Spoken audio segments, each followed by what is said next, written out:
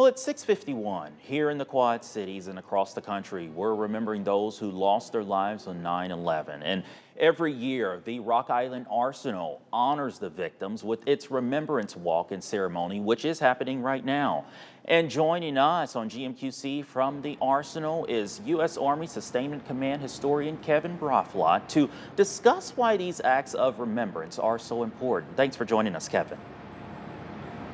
Thank you. So first, can you explain what the rituals performed at the ceremony and walk represent?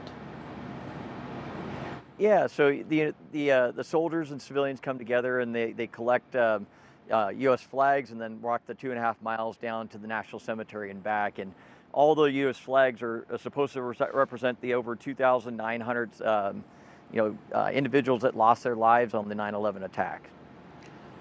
Talk about why is it so important to carry on traditions like this? Yeah, it's really important because, especially as a historian, that we continue these on because, as we get further and further away from the attacks, there are fewer people that remember it that remember it exactly. And so, for us to be able to continue these traditions, it really shares that information and shares these definitive dates that really shaped us as a nation and as an arsenal and a community here. And what would you say, what do we risk if we don't remember the traditions? There's always the adage that, we risk repeating it, but, we risk losing those lessons that we learned and losing the memory of those that lost, that were lost in the attacks. And so, we really try to do everything we can to honor their sacrifices and remember, where we went as a nation and how we reacted to those attacks.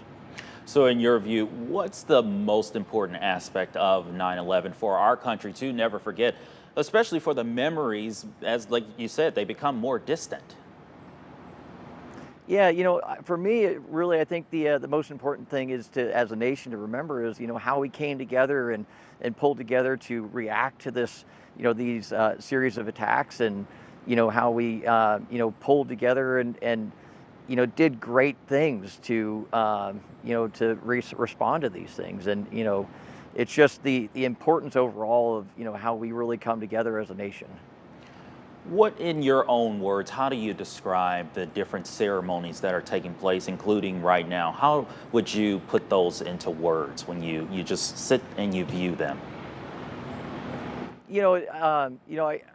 In my own words, I really think that they're moving, and you really look at the individuals who participate in these, and it touches everybody in different ways, and based upon their memories and their experiences, and I'm really very deeply moved that that they take place, and the different responses from the individuals participating in them. All right, Kevin, thank you so much for joining us, and enjoy the Thank rest you. of your day. And thank you for what you do. Thank you. You too.